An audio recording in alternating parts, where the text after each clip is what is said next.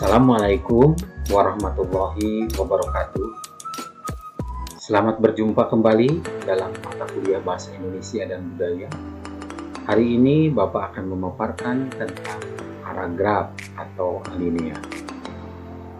Paragraf atau alinea adalah bagian dari karangan yang terdiri atas beberapa kalimat yang berkaitan secara utuh dan padu serta membentuk satu kesatuan pikiran.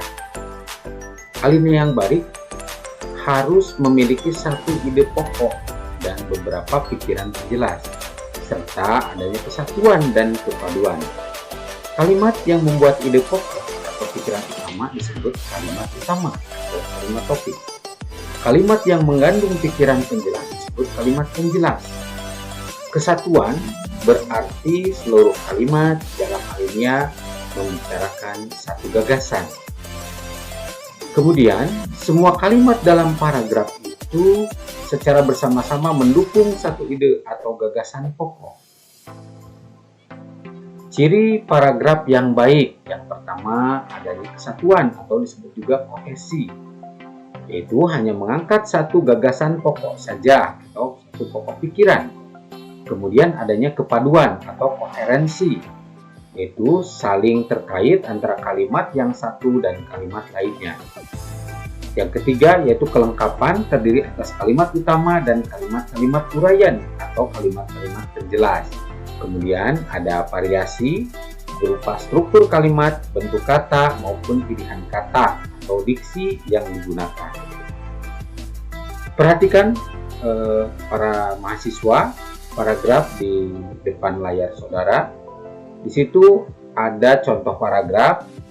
Yang pertama, kalimat pertama itu metode ilmiah itu dikendalikan oleh garis-garis pemikiran yang konseptual dan prosedural. Kemudian kalimat keduanya, pemikiran konseptual itu berupa gagasan-gagasan orisinal. Kemudian kalimat ketiga, sementara itu pemikiran prosedural dimiliki atau dimulai. Maaf, untuk kalimat ketiga ini, sementara itu pemikiran prosedural dimulai dengan observasi dan percobaan dan berakhir dengan pernyataan-pernyataan umum. Perhatikan, kalimat utamanya yaitu metode ilmiah. Kemudian metode ilmiah, penekanannya kemudian pada pemikiran yang konseptual dan prosedural. Jadi, kalimat utamanya itu metode ilmiah itu dikendalikan oleh garis-garis pemikiran yang konseptual dan prosedural. Kemudian, dua kalimat berikutnya yang merupakan kalimat penjelas. Yang pertama, pemikiran konseptual itu berupa gagasan-gagasan orisinal. Kemudian kalimat ketiga, sementara itu pemikiran prosedural dimulai dengan observasi dan percobaan dan berakhir dengan pernyataan-pernyataan umum. Kesatuan kalimat 1, 2, dan 3 berbicara tentang metode ilmiah. Kemudian disebut kepaduan.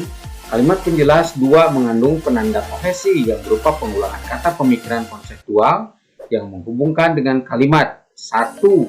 Pada kalimat kedua terdapat penanda kohesi berupa konjungsi sementara itu dan pengulangan kata pemikiran prosedural yang mengaitkan dengan kalimat yang 1 sebagaimana kalimat utama. Nah, itulah penjelasan dari contoh paragraf di atas.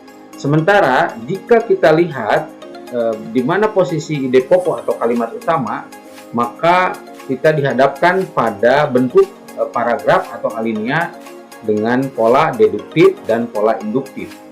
Alinea deduktif ialah alinea yang kalimat utamanya terletak pada awal paragraf. Kemudian kalimat-kalimat penjelas, dengan kata lain, alinea deduktif merupakan alinea dengan urutan dari umum ke khusus. Kemudian alinea induktif. Alinea induktif ialah alinea atau paragraf yang menyajikan penjelasan terlebih dahulu, kemudian diakhiri dengan kalimat utama. Kalimat utama paragraf induktif terletak di akhir paragraf. Dengan kata lain, alinea induktif atau paragraf induktif merupakan alinea atau paragraf dengan urutan dari khusus ke umum. Itulah penjelasan dari sesi ke-6 tentang paragraf atau alinea. Assalamualaikum warahmatullahi wabarakatuh.